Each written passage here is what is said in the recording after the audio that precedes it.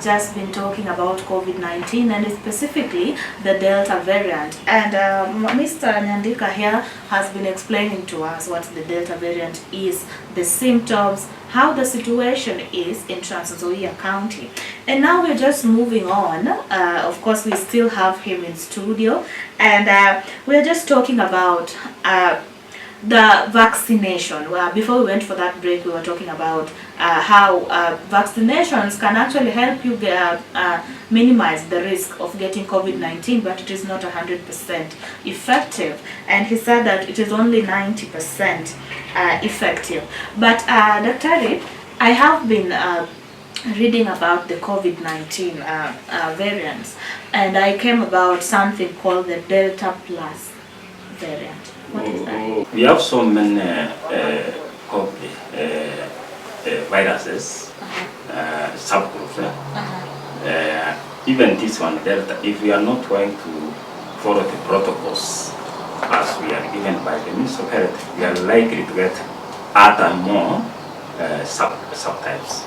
So the Delta Plus is likely to come if we are not going to behave in a good way to protect, to prevent this one, or to contain this one. So what you're saying is that we should expect more variants if we are not going to follow the health protocols as we have been given by the ministry.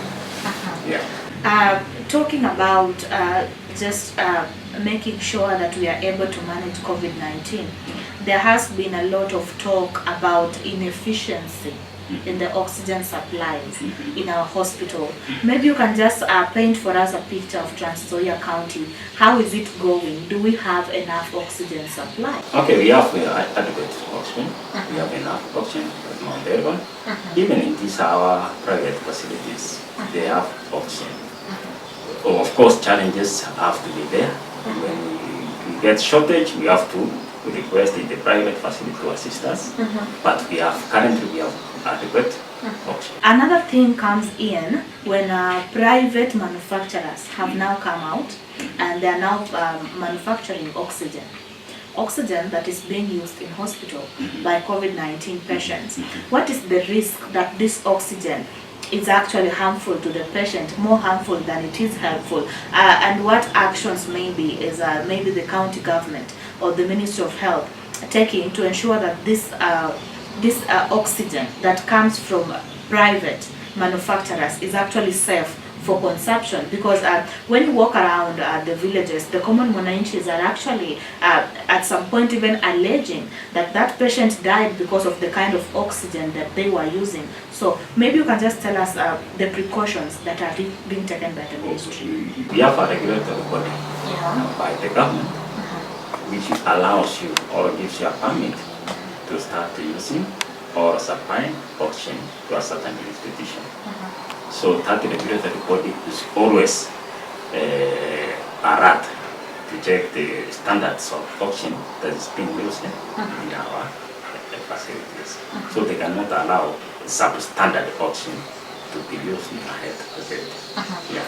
So what you're saying is that the normal citizen is assured, they should rest assured that the oxygen that they're given in hospital is actually good oxygen.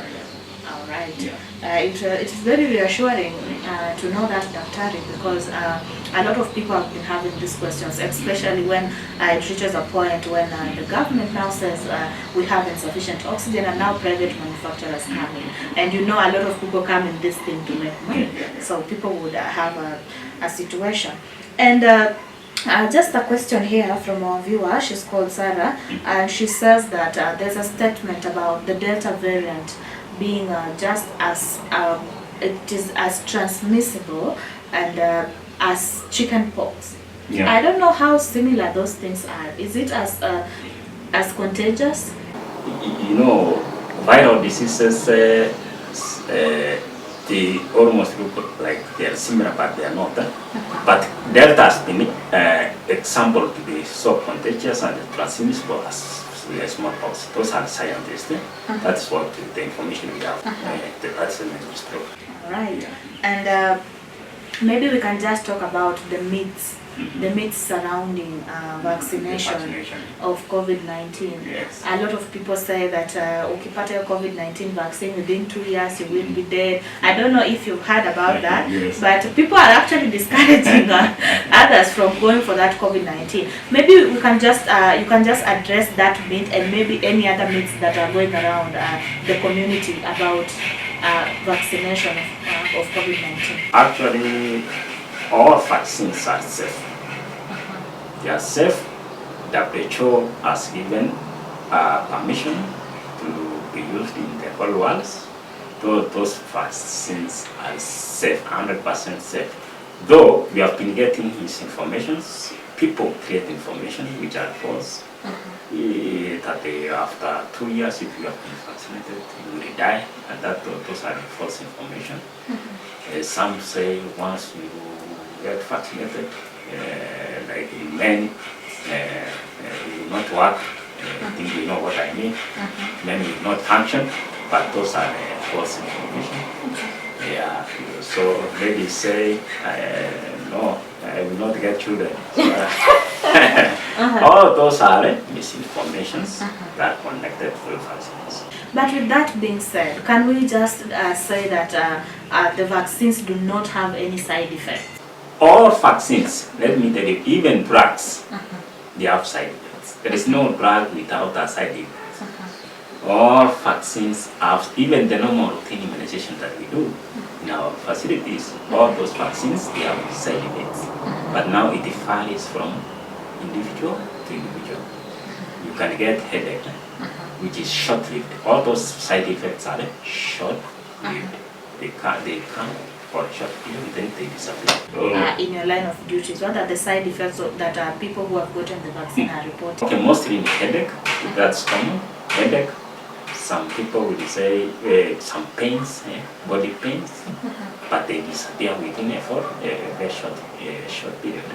Is there a specific group of people that maybe is reporting headaches and others? You know, you might say that older people are reporting headaches, or young people when a vaccinated and then they're just okay. Or what can you say are the people that actually report these side effects?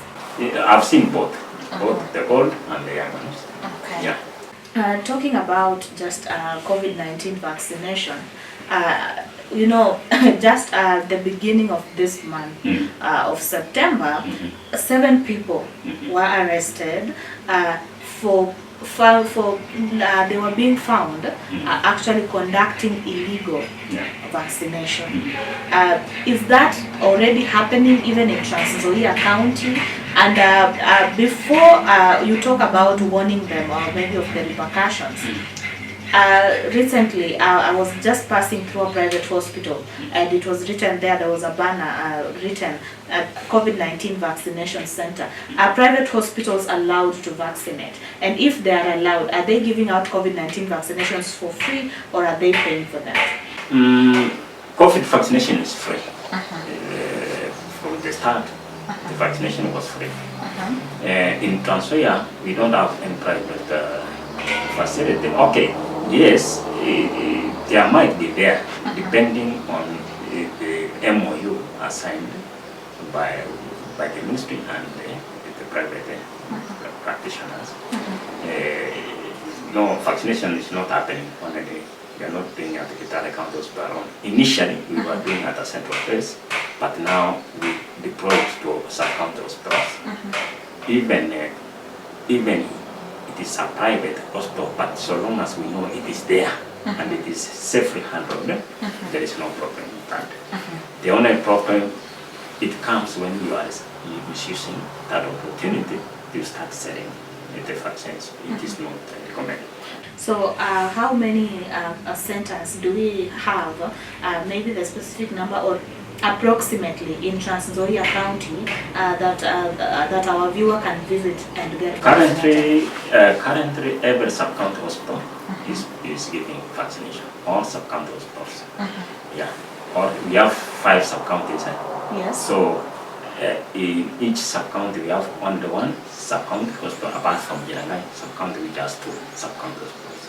Okay. So might be having 6 stations giving vaccines, but we want to deploy those vaccines further to health centers, because yesterday at one we were training health workers on how to handle those vaccines. So the government is planning to deploy those vaccines, and they are coming so many times to our health facilities, so that we can also give mass vaccination to our people. We can only contain this disease or minimize the cases if we have a larger population vaccinated, so that the people can have what we call herd immunity. If we get people with herd immunity, then we will be able to contain the spread of the disease.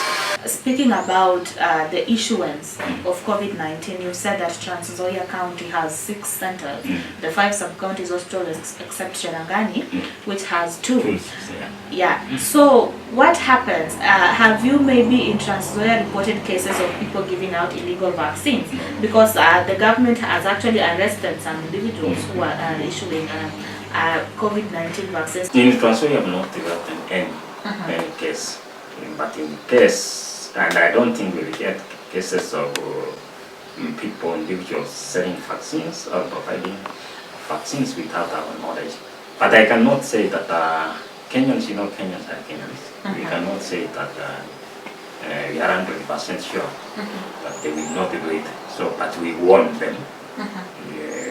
We are not supposed to give those vaccines without the knowledge of the ministry, and more so they should not sell it. Is there surveillance being done maybe in these private facilities just to be sure that they're actually not issuing vaccines? Because knowing Kenyans, Daktari, as you've said, a lot of Kenyans themselves actually bring these issues on themselves. Because someone else would say, for me to go to a sub-county hospital and it is a public facility, I will take a very long time with very long queues and I will be there the whole day. So they will try to go to a private facility and, be charged, but they are sure that when I just get there, I'll be given my job directly and then I will go home. So what is being done to ensure that this is not the case? Because we know that some Kenyans actually fear the long queues in public facilities. Actually, let me tell you, I'm one of the surveillance officers, and our surveillance team is we have a very active surveillance team. Let me tell you. So, and most of the community members, they have our own numbers, personal numbers. They can tell us something and something is happening here and there. So we know what is happening in these facilities. Every day we get information. Okay. There you have it. If you're planning to maybe run a parallel vaccination center, there you have it. You get to have a consent from the Ministry of Health for you to do that. And we have just been talking about the COVID-19 situation. And moving on, there is this person who has received the first jab of the COVID-19 vaccine, and they are yet to receive the second dose. Can you say they are at a higher risk, or that person is better off from the person that has not taken the vaccine? Yes, once you get vaccinated, let me say that, you are better off than somebody who has not received any jab.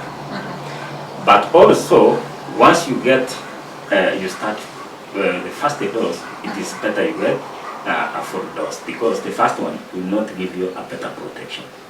It can give you about 60% protection. So it is good to get the second jab in order to be well protected, about 90% protection. The importance of this vaccination is that it reduces the severity of the disease. Yeah, so somebody who is vaccinated is better off than somebody who is not vaccinated. Just give us an overview of how vaccination is going so far. Are more people showing up? Because around some time towards the end of August, there were reports that in Trans Nzoia County, actually the CS Health visited Trans Nzoia County, and there were reports that in Trans Nzoia County, a lot of people have shown up for the vaccine to an extent that there are no vaccines in these facilities, and residents were saying that we are not getting these vaccines, na tumekaa kwa line the whole day and everything. So just give us us an overview of how vaccination is actually going on in Trans Nzoia County. Okay, vaccination is ongoing. Though we have challenges, like in this day of this week, we had a shortage of vaccines because we need to get supply from the depots. Even if the government was saying we have adequate vaccines, by the time they were telling civil servants to go to be vaccinated, we are starting to stop. Vaccines were already not with us. That's the time when the national government received the vaccines from outside the country. So it also takes a process. When vaccines come into the country, there are certain procedures or process they have to take. Then the supply chain is also a process they will get the vaccines. So currently, from last week Friday, we had a shortage of vaccines. Up to now, we are not vaccinating because we don't have the vaccines. But from next week, I'm sure, from Tuesday, Wednesday, we start again vaccinating. But the turn-up is not so good also from common wananchi, because mostly people who have been vaccinated are the civil servants, including the teachers and the security forces. But common wananchi, not unless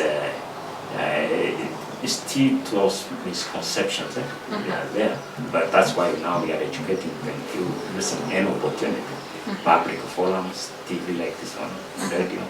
We encourage them to come for vaccination. All right. Before I give you a chance to give your last words, there is this question that has been bugging Kenyans for a long time. One person A would contract COVID-19, and then within a few days, the person would report that I've tested negative and I'm back to my duties. Then person B would contract COVID-19. 2 weeks will be over, a month or maybe 3 weeks. The person would still be in hospital, the person would still be in isolation, the person would still be testing positive. What is the difference and what makes such a situation be like that? We have different body immunities. Our body immunities are not the same. That one also contributes to the way you manage. You take we don't have treatment, but we manage the conditions. You see, it's different. Like if I tell you go and use A, B, C, D, and you adhere to that, you can easily get tested negative. And like somebody, you tell the person want to do this and he ignores, you will still remain positive for a longer period of time. So thank you so much for being with us, Daktari. Thank you. I'm just going to give you a few minutes. Yes. To take your time and just advise your viewer, give them any health tip that you might be having. What I want to tell the public is that they should not wait for corona. They should not wait for coronavirus for them to start taking these normal foods that we are talking to contain the conditions. Let us keep on eating this kind of foods like lemons, warm water. You can use warm water mixed with lemon. You can use ginger, garlics, not necessarily waiting for corona. Then let us observe the healthy protocols as we were told by the Minister of Health, so that we can contain the situation. Well, thank you so much. That has been Robert Nyandika. He is a community health worker, and he said that he specifically deals with surveillance. Thank you so much. We're so glad to have you. And we're hoping that you would come back so that we can share, so that we can shed more light to our viewer about just the health conditions that zinatusumbua sana in our time today. And thank you so much for watching. But just before I go, I just want to leave you with a few tips, and those are just the regulations that you've been given time and again for you to avoid crowded places and to keep your distance. Remember that if you do not have to go anywhere, don't leave your home. Just stay home. Stay where people are not crowded. Try as much as you can to avoid going to crowded places unless it is very necessary. And of course, you can keep all indoor spaces well ventilated. Ensure that avoid stuffy places. And of course, wear your mask at all times, especially when you are in public, and wear it correctly. Do not put it under your chin or leave your nose open, or try to remove your mask before you can talk to someone. Please keep your mask well, properly all the time. And of course, wash your hands regularly with soap and water, and ensure that if there is sanitizers around, you can sanitize. Make sure that your hands are clean at all times. And of course, avoid touching your mouth, your eyes, your nose all the time. Just try as much as possible to keep yourself safe. And of course, if you can, please visit your nearest health facility and get vaccinated. Make sure that we maintain social distancing, and just make sure that we follow all the COVID-19 regulations. Thank you so much for watching. See you next week on Know Your Health. But until then, please stay healthy. My name is Sylvia Nyongesa.